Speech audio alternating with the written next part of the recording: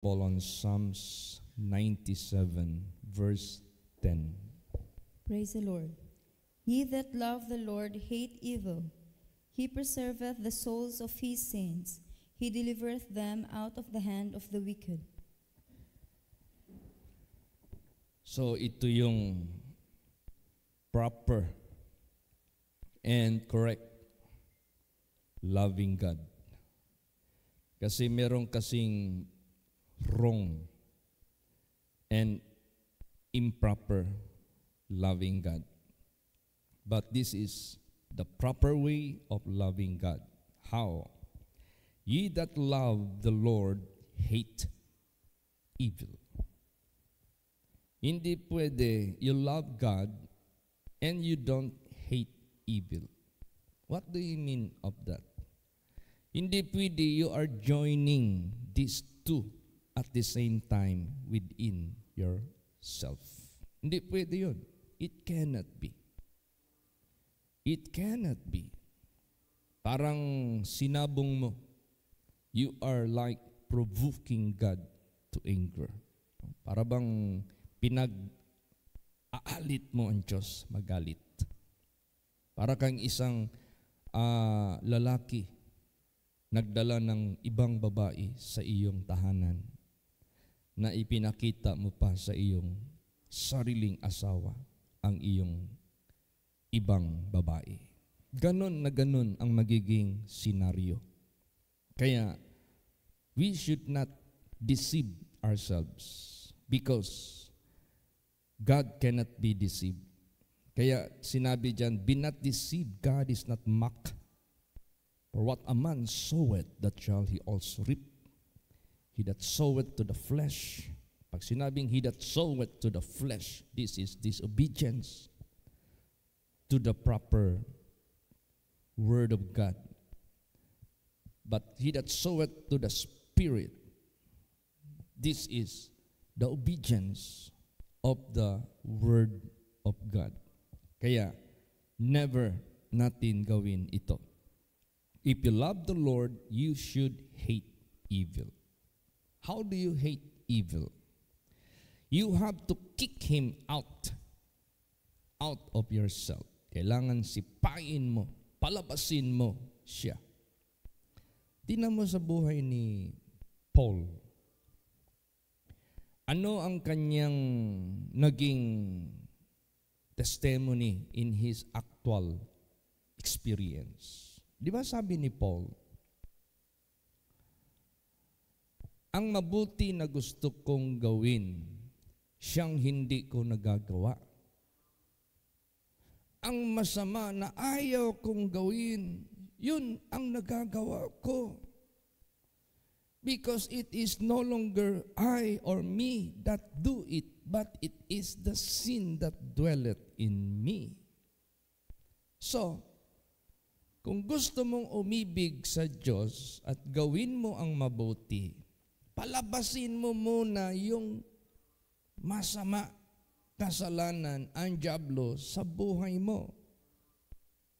Kasi hindi mo pwedeng magawa what is good and what is right in the eyes of God if the presence of Satan or evil is still there. Nandyan pa sa loob mo. Kaya, they that who love God hate evil. How do you hate evil? Kick him out. Sipain mo siya. Denounce him. Hate him.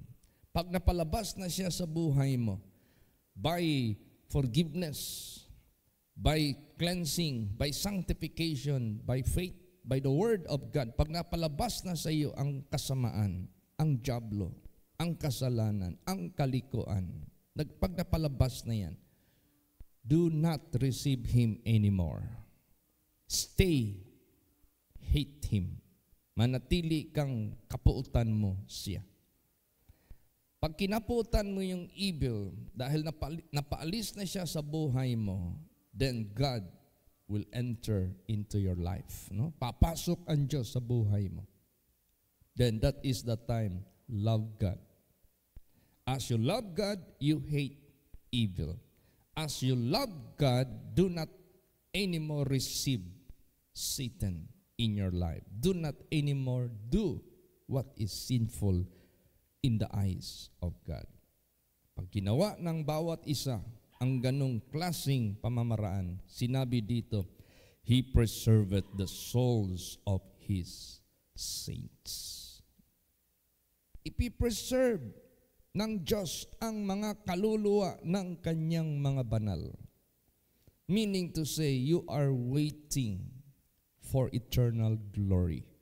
You are waiting for eternal riches. You are waiting for eternal life.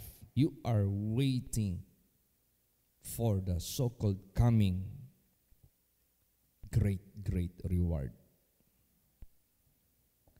And He delivereth them out of the hand of the wicked. Meaning to say, God will assist you. God will give you power to overcome Satan. God will give you strength to resist temptation. He will deliver you out of the wicked. Basta gawin mo lang yung sinabi dyan na, if you love the Lord, hate evil. Detestable things. Hate it. Abhor it. Huwag mo na talaga yung tangkilikin sa buhay mo. Neither sa isip mo, neither sa salita mo. Kick him out. And God will stay in you. Manatili ang Diyos sa buhay mo. And your soul will be preserved. And He will deliver you out of the hand of the wicked. Basahin natin. Psalms 31 verse 23. Praise the Lord. O love the Lord, all ye His saints, for the Lord preserveth the faithful, and plentifully rewardeth the proud doer. Yan, tingnan mo. Lahat ng mga banal, none of the saints are not supposed to love God. You have to love God. If you belong to the saints, if you belong to the believers, if you belong to the truth of God, love God. All ye saints, for the Lord preserveth the faithful. See itong preservation, this is very vital. Napaka-importante ang preservation. Tingnan mo yung pagkain. Why do we have fridge? Kasi magbili ka ng karne, magbili ka ng isda sa palengke. Hindi ka naman araw-araw dapat magbili. Na every magluto ka, bili ka. Every luto, bili ka. Siyempre, magbili ka ng medyo marami-rami konti para hindi aksaya yung pamasahe. Ngayon, hindi mo naman maluto lahat yan. So you have to put into the fridge. Ilagay mo sa frigidaire o sa freezer to be preserved. Para ma-preserve siya. So preservation is a must, especially sa kaluluwa po natin, so that we shall not rotten. Hindi tayo mabubulok. Pag sinabing mabubulok, mapapahamak, dapat ma-preserve po tayo. Praise the Lord. Now, how do you do hating evil and loving the good? Paano natin gawin yan? Paano natin i-practice yan? Paano natin i-perform yan? How? Basahin natin. Amos 5:15. Praise the Lord. Hate the evil and love the good, and establish judgment in the gate. It may be that the Lord God of hosts will be gracious unto the remnant of Joseph. See? Lagi tayong tinitrain, lagi tayong tiniteach, lagi tayong binibigyan pabalik-balik ng mga banal na salita ng Diyos to hate evil, to love the good, to hate evil, to love the good, to hate evil, to love the good. Para hindi tayo magkamali. Para hindi tayo mapapahamak. And how to do it? Sinabi dito, hate the evil and love the good. Establish judgment in the gate. Tingnan mo yung nabumbahan yung SM before. Mayor pa si Digong noon at that time dito sa Davao City. Anong sabi niya sa mga malls ng Davao City? Kayo mga malls sa Davao City, it is not the responsibility of the government to protect your business. You must establish security to your stores or malls. Pag nakapasok pa ang mga terorista dyan, I will let you close. Sasaraduhan ko kayo. Because you are not protecting the shopgoers, which is my constituents. So anong ginawa ngayon ng mga malls? Nag-establish sila ng judgment in the gate of their store. Every one that going in, na pumapasok, niririkisa nila, chine-check nila. Tapos meron doong mga nakalagay na firearms, hindi pwede sa loob. Anything that harms, like bulo, hindi pwede makapasok sa loob. Meron silang detector sa mga metals, baka may itatagong sharp objects. Meron silang mga tinatawag na X-rays. Like, tulad sa airport. Ganon. Ano yan? But they establish in the gate judgment. Anong judgment? That is a decision whether that person could enter or not. Sila yung magde-decide. Sila yung mag-judge. Ay, sir, you cannot enter into this mall because may dala kang armas. Hindi ka po sasandayan. So, ganun din sa gate ng ating puso. Establish judgment in the gate of your heart. Like using FB. Maraming bastos dyan sa FB na pinapasingit ng demonyo, ng masamang espiritu. Pag hindi ka nag-establish ng judgment sa gate of your heart, you might let them enter in. You might entertain them. You might let them in. That is big mistake if you cannot establish judgment in the gate of your heart. How do you establish judgment in the gate of your heart? Those evil, hate, do not let them enter. Huwag mo silang papasukin, neither entertain them, but rather hate them. Let them be kicked out. Kailangan sipain mo sila. Di naman lahat masama dyan, may mabuti rin. Yung mabuti, piliin mo ng husto. Let them come in. Ganon din sa buhay natin. Praise the Lord. Maglakad ka lang dyan sa lansangan, there are two things you can observe. The evil and the good. The bad and the good. Ibasura mo yung masama. Itapon mo. Yung mabuti, yun ang pulutin mo, yun ang ipapasok mo. So that is how we love good and hate evil. Establish judgment in the gate of your heart. Nasa labas pa yan, di pa yan nakapasok. Ingatan mo yung puso mo. Alam mo, may awitin si Steve Green, guard your heart. Guard your heart. Guardyahan natin ang ating puso. It may be that the Lord God of hosts will be gracious unto the remnant of Joseph. Joseph was the very good example in terms of keeping the heart in a very good shape. When she was tempted by Mrs. Potiphar, hindi niya pinahintulutan ma-defile ang kanyang puso. When he was hated by his most of his brothers, he never retaliated against them. He kept his heart pure. Kaya, if you are among the remnant of Joseph, if you are among those who practice as what Joseph practiced, then God will be gracious unto you. Praise the Lord. Kaya masarap tularan natin si Joseph. Minsan may mga lalaki na kung umibig sa kanilang sinisinta o asawa,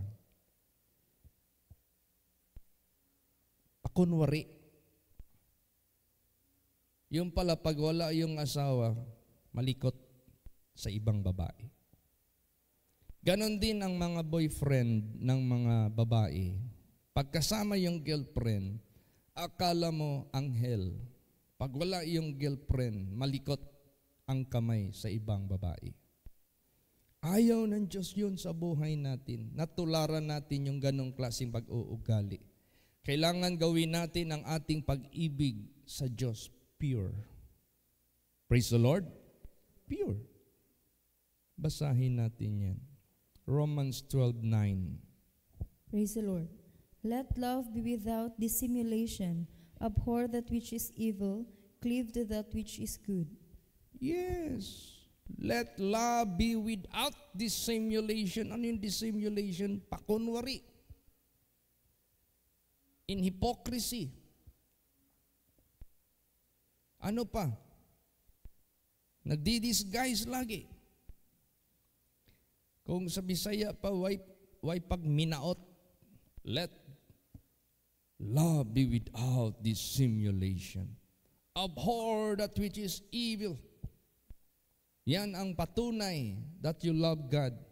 Pag sinabing abhor that which is evil, walang masama na pinapapasok sa puso. Walang masama na ginagawa at tinatangkilik sa buhay. Cleave to that which is good.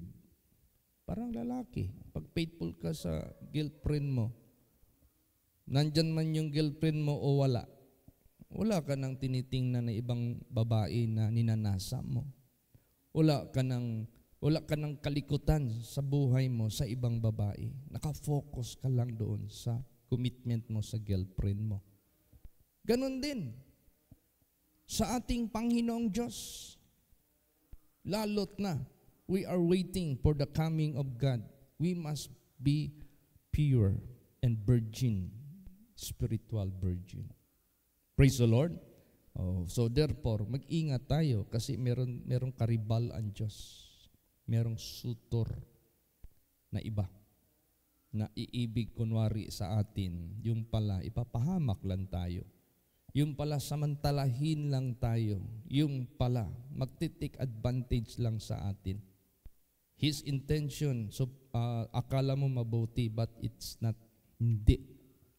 He will kill us.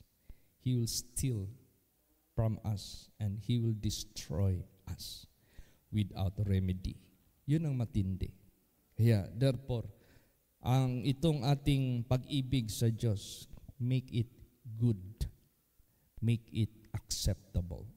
Abhor that which is evil. Cleave to that which is good. Manatili ka loyal sa Diyos. Manatili ka loyal sa iyong iniibig na walang iba ang Panginoong Hesus Kristo. Praise the Lord. Another, pakibasa, Psalms 37:27. Praise the Lord. Depart from evil and do good, and dwell forevermore. Yes. You are not being engaged with that evil. You are not being connected, connivant, cooperated with some evil things. You are being apart from evil. You are being separated from evil. You have no participation with the evil. And do good. That is how you engage yourself doing good. That is how you impart your life with good. That is how you treasure your works in doing good. And dwell forevermore. That is how God will accept His children who are faithful unto Him. Praise the Lord. Okay, pakibasa sa Deuteronomy 10:12. Praise the Lord. And now, Israel, what doth the Lord thy God require of thee, but to fear the Lord thy God, to walk in all His ways, and to love Him, and to serve the Lord thy God with all thy heart and with all thy soul. Yan. Anong ni-require ng Panginoong Diyos sa iyo, sa atin? Matakot ka sa Panginoon mong Diyos. Lumakad ka sa lahat ng kanyang mga lagda at ibigin mo siya. Maglingkod ka sa Panginoong mong Diyos sa buong puso at buong kaluluwa. There is no such portion of your heart and of your soul which is not belong to God. Kasi pag may portion pa ang puso at kaluluwa natin which is not belong to God, meaning to say, may kaagaw ang Diyos sa buhay natin.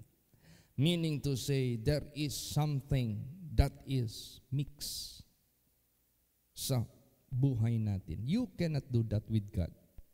You cannot do that with God. Or else you will be ejected in the coming days. Or else you will be yung tinatawag na expelled. Ma-expel ka niyan. Huwag mong gawin yan.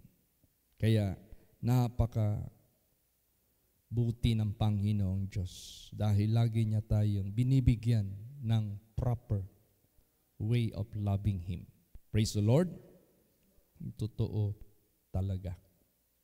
Buong puso. Alam mo, itong ating pagpakinig sa banal na salita ng Diyos, this is a must. Because this is in relation of our love to God. Hindi pwede magsabi ka, I love God, and you don't have fellowship with Him. Hindi pwede sabihin natin, I love God, and you don't have any communication with Him. Hindi pwede magsabi ka, I love God, and yet you don't know about His commandments. Hindi pwede yun. Basahin natin ang mga umibig sa Diyos. Ano ang kanilang mga activities? Deuteronomy 33 verse 3. Praise the Lord. Yea, He loved the people. All His saints are in thy hand, and they sat down at thy feet. Everyone shall receive of thy words. Yes, umuupo sila sa paahan ng Diyos. Tumatanggap sila ng kanyang banal na salita. Hindi kay absent ka ng absent ilang buwan na. Absent ka ng absent ilang taon na. Absent ka ng absent ilang dekada na. And that is an indication you don't anymore loving God. Hindi mo na iniibig ang Diyos. There is someone whom you love. There is someone whom you engage. Kaya, ganun po. So be very careful. Yung inawit natin kanina, constantly abiding. Jesus is mine. He is mine. He is in my heart. He is mine. He is in my mind. He is mine. He is in my soul. Siya. Constantly abiding. Kaya, yan ang ugali ng mga umibig. Yung mga banal ng Diyos. They sat down at thy feet. Everyone shall receive of your words. Praise the Lord. Alam mo, dapat talaga ma-preserve tayo. At always sanctified tayo. Hindi na yan dapat mawala. Hindi na yan dapat ma-alter. Hindi na yan dapat madungisan, magpakailan pa man.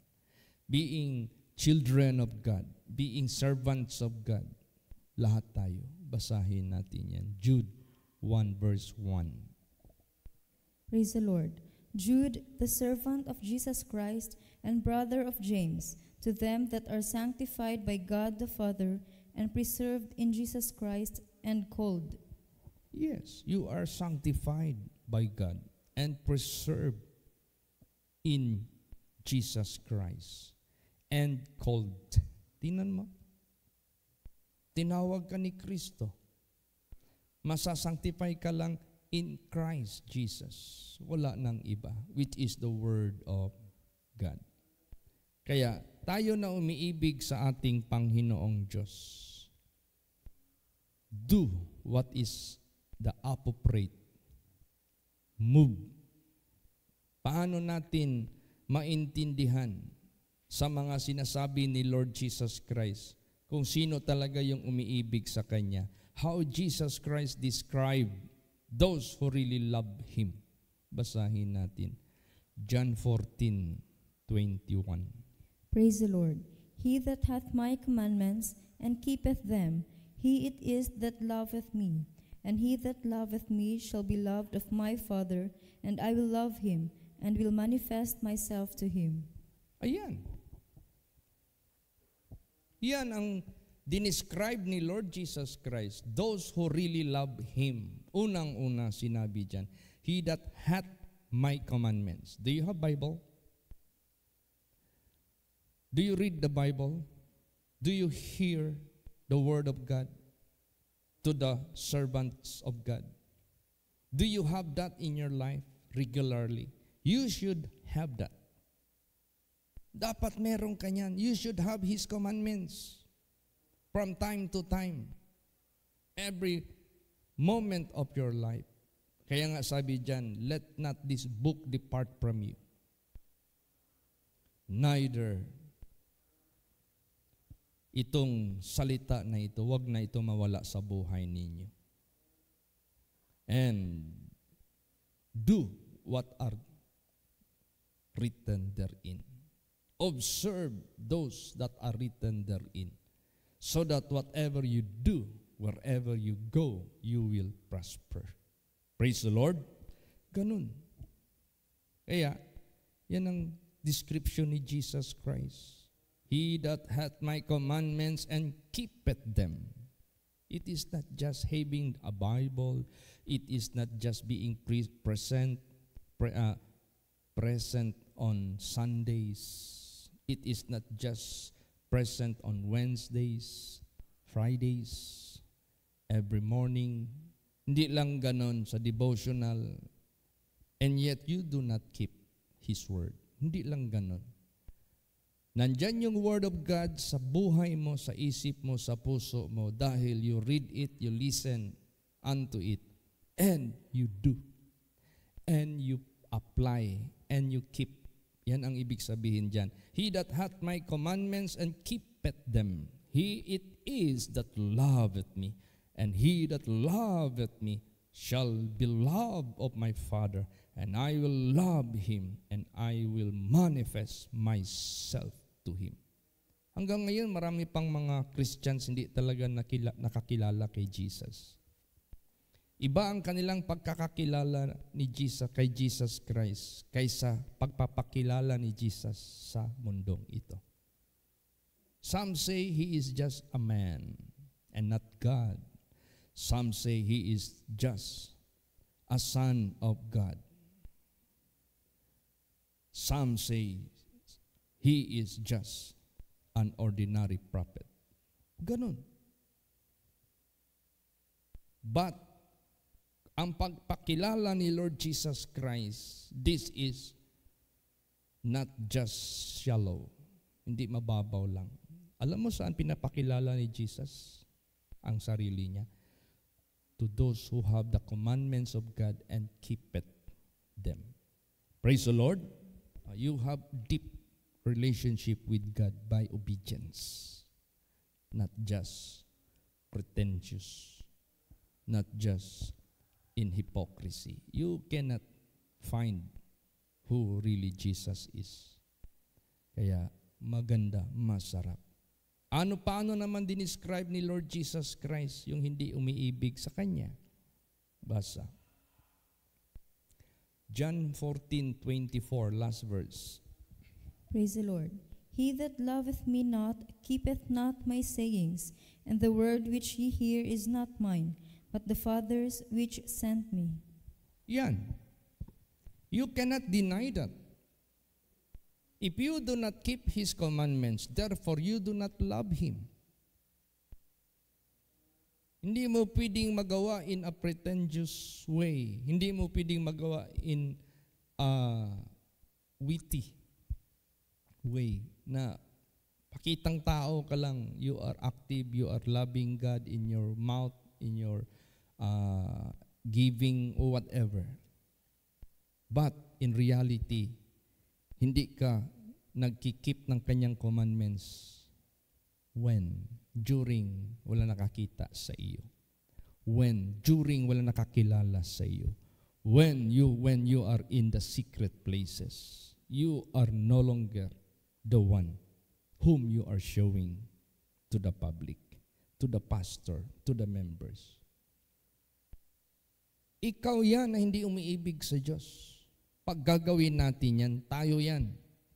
But if you have His commandments and keep them, He it is the true lover of God. Kaya, be a true lover of God. So, to God be the glory. Salamat tayo sa Diyos.